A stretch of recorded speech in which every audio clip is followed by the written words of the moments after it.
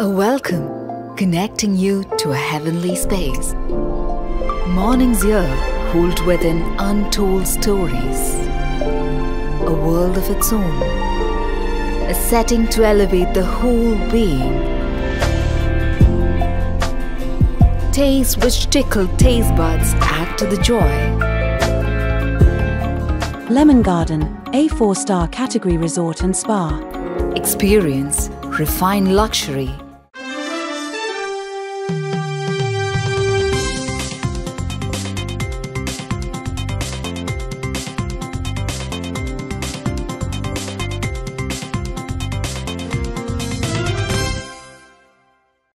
আসসালামু আলাইকুম।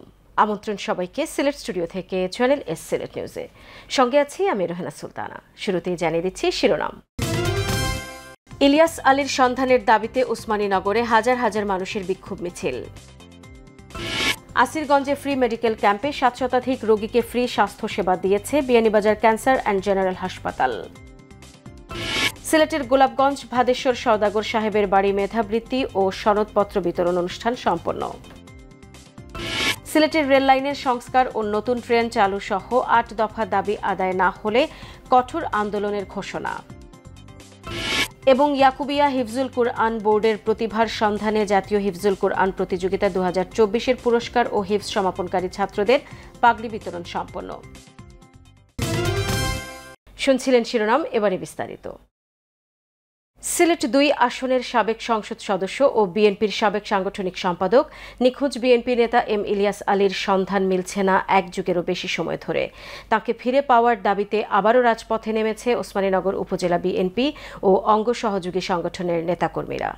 জননেতা এম ইলিয়াস আলীর সন্ধানের দাবিতে ওসমানীনগর উপজেলা বিএনপি ও অঙ্গ সহযোগী সংগঠনের উদ্যোগে ওসমানীনগরের তাজপুর বাজারে বিক্ষোভ মিছিল ও পথসভা অনুষ্ঠিত হয়েছে।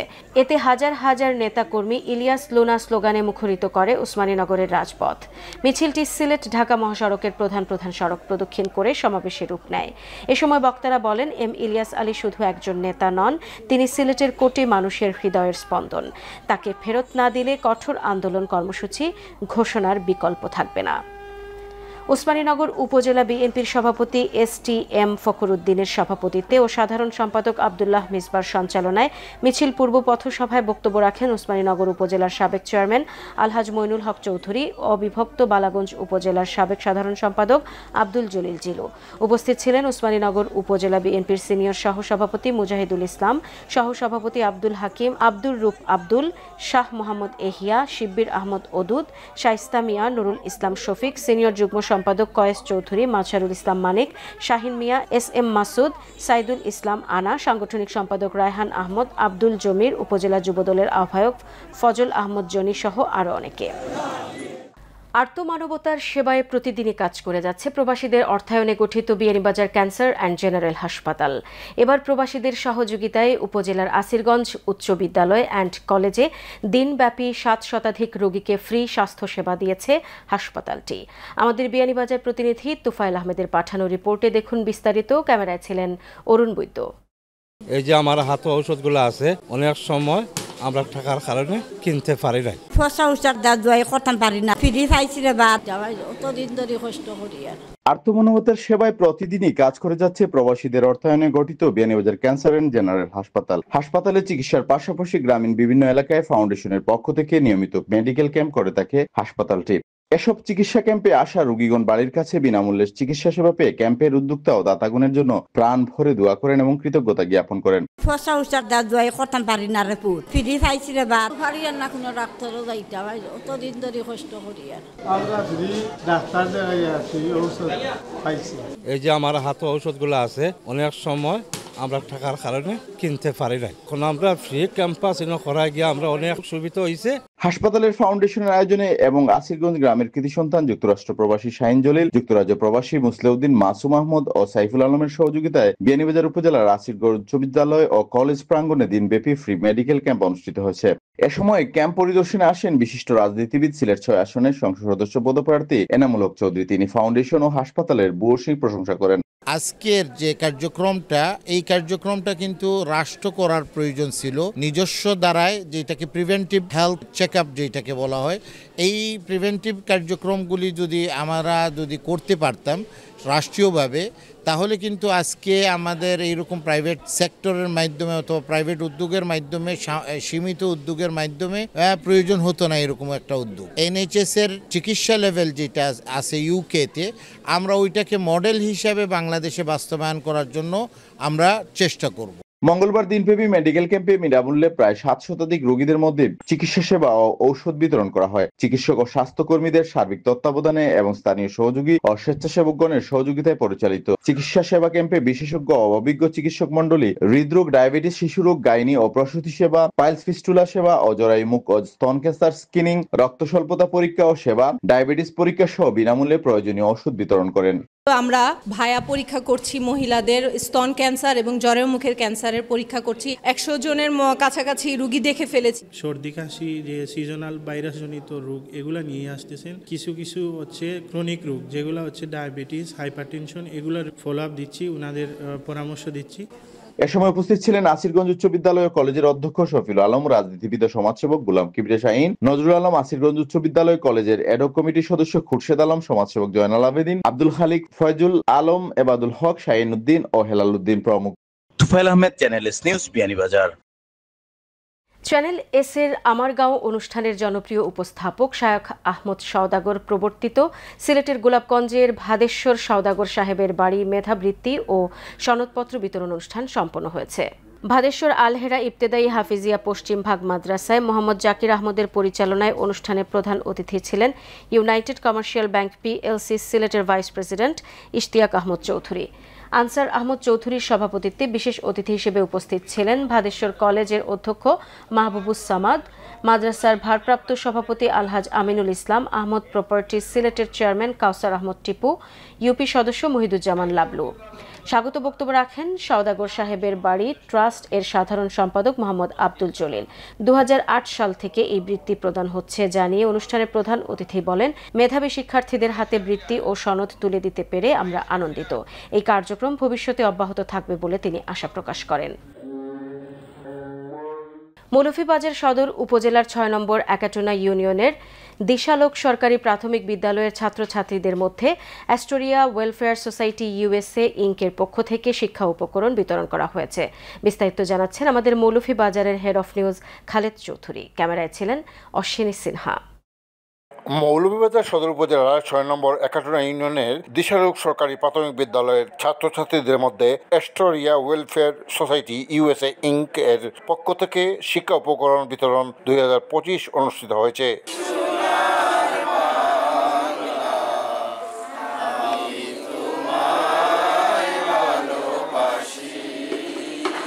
জাতীয় সঙ্গীতের মধ্য দিয়ে অনুষ্ঠানের শুভ সূচনা করা হয়। উক্ত অনুষ্ঠানে সমাজকর্মী নানু মিয়া সঞ্চালনায় সভাপতিত্ব করেন অত্র বিদ্যালয়ের সহকারী শিক্ষক গোপন চক্রবর্তী। প্রধান অতিথি হিসেবে উপস্থিত ছিলেন অত্র সোসাইটির কোষাধ্যক্ষ আমেরিকার প্রবাসী এমদাদুর রহমান তরফদার।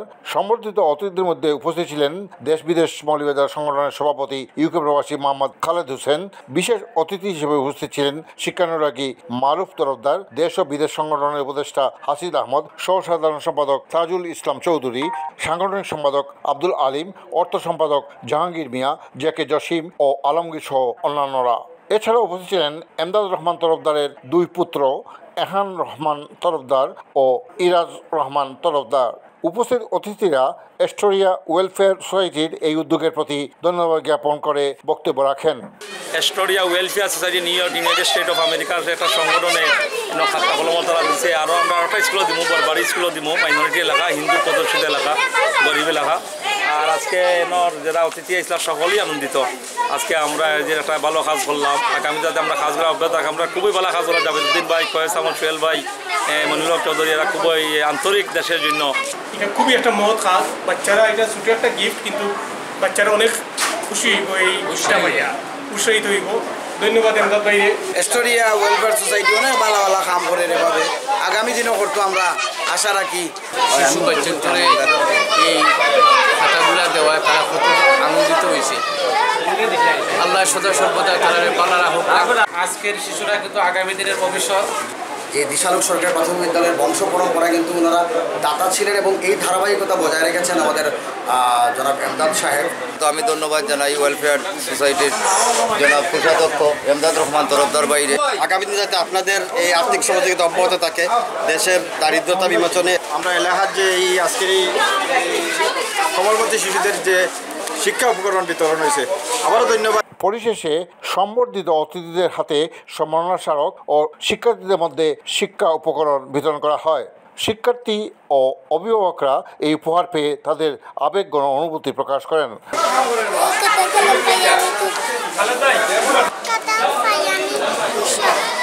এই যে বাচ্চারা এরা যে পাইছে এটা খুব একটা খালেদ চৌধুরী, চ্যানেল নিউজ, দিশালোক, মৌলভীবাজার। সিলেট নিউজে নিয়ে নিচ্ছি ছোট্ট একটা বিরতি। আমাদের সঙ্গেই থাকুন, ফিরে এসে অন্যান্য খবরের সাথে আরও যা থাকছে। সিলেটের রেল লাইনের সংস্কার ও নতুন ট্রেন চালু সহ ৮ দফা দাবি আদায় না হলে কঠোর আন্দোলনের ঘোষণা। এবং ইয়াকুবিয়া হিফজুল কুরআন বোর্ডের প্রতিভার সন্ধানে জাতীয় হিফজুল কুরআন প্রতিযোগিতা ২০২৪-এর পুরস্কার ও হিফজ সমাপনকারী ছাত্রদের পাগড়ি বিতরণ সম্পন্ন।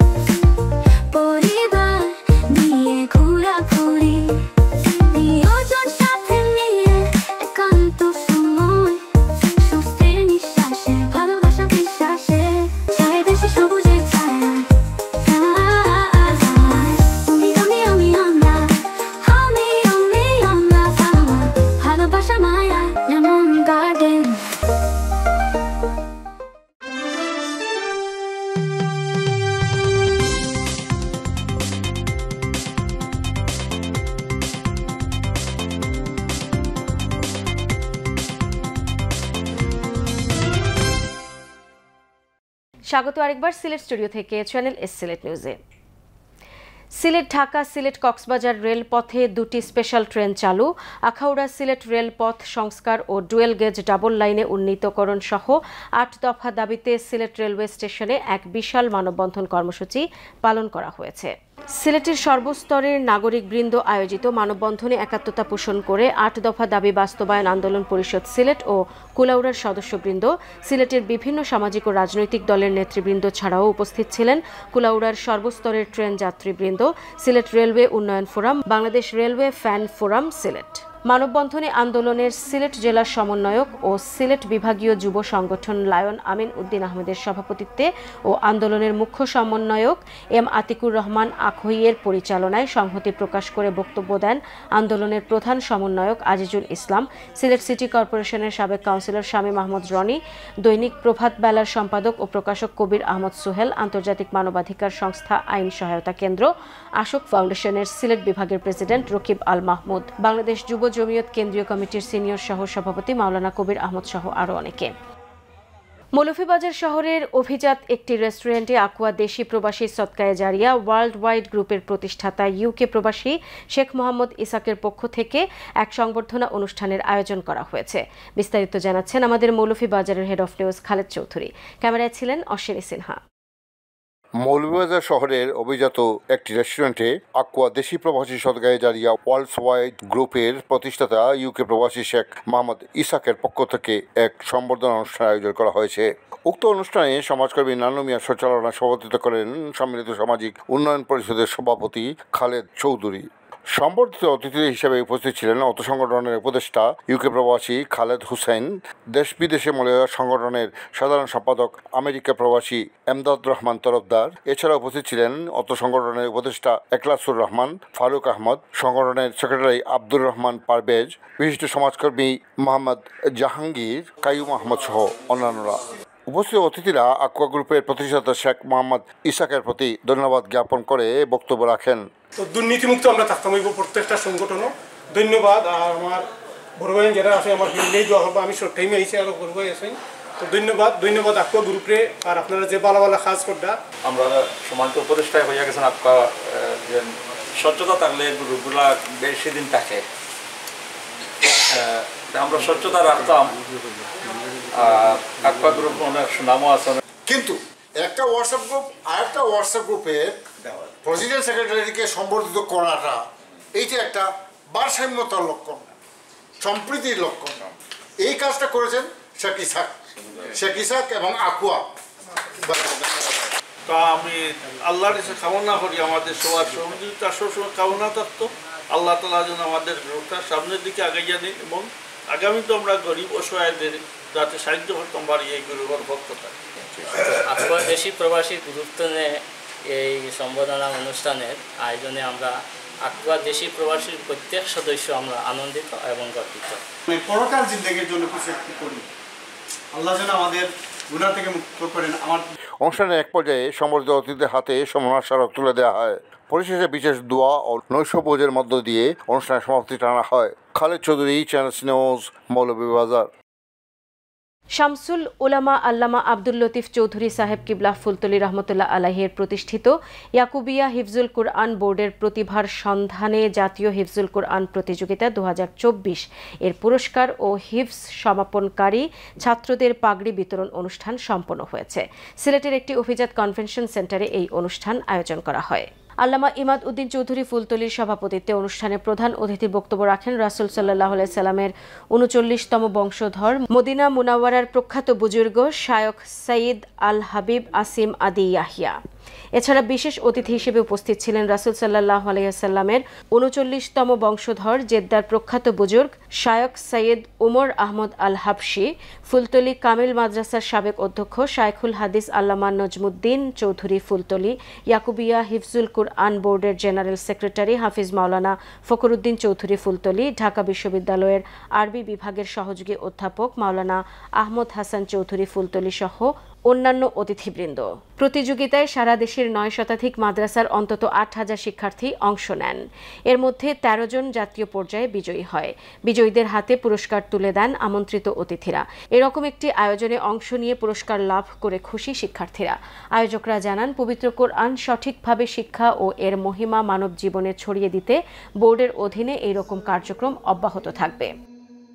আমরা প্রত্যেকটি উপজেলায় শ্রেষ্ঠ মাদ্রাসা নির্বাচন করেছি এবং এই মাদ্রাসাগুলোকে আমরা ক্রেস্ট প্রদান করেছি। আজকে আমাদের এখানে উপস্থিত হয়েছে মদিনা শরীফ থেকে প্রখ্যাত বুজুর্গ এবং আমাদের পীর মুর্শিদ আল্লামা ইমাদউদ্দিন চৌধুরী। আমরা আশা রাখি এই ধরনের অনুষ্ঠান ভবিষ্যতে করে আমরা হাফিজ বাচ্চাদেরকে আরও উৎসাহ প্রদান করতে পারবো, মাদ্রাসার মান উন্নয়ন করতে পারবো। প্রতি বছরে আমরা 8 থেকে 10,000, কোনো বছর 12,000-এর মতো শিক্ষার্থীকে নিয়ে আয়োজন হয়। শেষ উপজেলা পর্যায়ে শ্রেষ্ঠ, তারপর জেলা পর্যায়ে শ্রেষ্ঠ যারা, তাদেরকে নিয়ে জাতীয় পর্যায়ে হয়। জাতীয় পর্যায়ে এসে 13 জন শিক্ষার্থী আপনারা দেখতে পেয়েছেন। 13 জনকে আমরা বিজয়ী ঘোষণা করেছি 10,000 থেকে। 10,000 13 জন বিজয়ী ঘোষণা করা হয়েছে এবং আমরা চাই যে কোরআনের আজকে কোমলমতি বাচ্চাদের মধ্যে কোরআনের সেই মহব্বত জাগিয়ে তুলতে। এবং আমরা আশা করি যখন বাচ্চারা কোরআনের আলো তাদের হৃদয় আলোকিত হবে, এই বাংলাদেশের মধ্যে একটি শান্তির সুবাতাস বইবে। সিলেটের প্রাণ প্রকৃতি রক্ষার দাবিতে ধরিত্রী রক্ষায় আমরা ধরা সিলেট শাখা, পরিবেশ ও ঐতিহ্য সংরক্ষণ ট্রাস্ট সিলেট এবং সুরমা রিভার ওয়াটার কিপার আয়োজিত সংক্ষুব্ধ নাগরিক বন্ধন কর্মসূচিতে অংশ নিয়ে সাদা পাথর সহ সিলেটের প্রকৃতি বিনাশী কর্মকাণ্ডে ক্ষোভ প্রকাশ করেছেন পরিবেশ ও মানবাধিকার কর্মীরা। সুরমা নদীর তীরে কিনব্রিজ সংলগ্ন আলী আমজাদের ঘড়ি ঘরের বিপরীতে সাদা পাথর সহ ভোলাগঞ্জ, বিছানাকান্দি, উৎমাছড়া, জাফলং, লোভাছড়া সহ সিলেট অঞ্চলে পাথর লুটেরা চক্রের শাস্তির দাবিতে এই নাগরিক বন্ধন অনুষ্ঠিত হয়। ধরা সিলেট শাখার আহ্বায়ক ডাক্তার মুস্তফা শাহজামান চৌধুরী বাহারের সভাপতিত্বে ও সদস্য সচিব Surma river water keeper Abdul Karim কিমের সঞ্চালনায় অনুষ্ঠিত নাগরিক বন্ধনে প্রধান বক্তা হিসেবে উপস্থিত ছিলেন ধরার কেন্দ্রীয় সদস্য সচিব শরীফ জামিল। বক্তব্য রাখেন ধরার আজীবন সদস্য সিলেট মেট্রোপলিটন ইউনিভার্সিটির vice chancellor professor doctor Mohammad Zahirul Haque. অন্যান্যের মধ্যে বক্তব্য রাখেন পরিবেশ ও ঐতিহ্য সংরক্ষণ ট্রাস্ট সিলেটের ট্রাস্টি স্থপতি জেরিনা হোসেন, সিলেট আইনজীবী সমিতির সভাপতি অ্যাডভোকেট সরওয়ার আহমদ চৌধুরী আবদাল, শাহজালাল বিজ্ঞান ও প্রযুক্তি বিশ্ববিদ্যালয়ের প্রফেসর ডক্টর নাজিয়া চৌধুরী, জাসদের কেন্দ্রীয় যুগ্ম সম্পাদক এমরান আল আমিন, বাংলাদেশ জাসদ সিলেটের সভাপতি জাকির আহমেদ সহ আরও অনেকে। সিলেট নিউজ আজ এই পর্যন্তই। সিলেট বিভাগের প্রত্যন্ত অঞ্চলের খবর জানতে চোখ রাখুন চ্যানেল এস-এর পর্দায়। সবাইকে আবারও ধন্যবাদ এতক্ষণ সঙ্গে থাকার জন্য। আল্লাহ হাফেজ।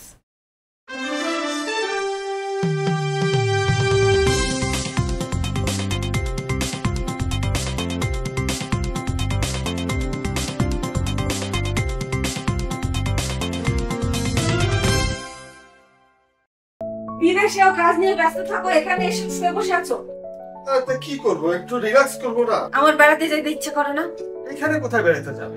আরে বন্ধু, কি হয়েছে তোমাদের? আর বন্ধু বলো না, তোমার ভাবি বেড়াতে যেতে চায়, কিন্তু এখানে কোথায় যাবো বেড়াতে? শ্রীমঙ্গল লেমন গার্ডেন রিসোর্ট আছে না, চমৎকার ডে আউটের ব্যবস্থা রয়েছে। চিড়িয়াখানা, swimming pool, play zone, gymnasium, snake lake, bumper কার, রেস্টুরেন্ট, কি নেই সেখানে?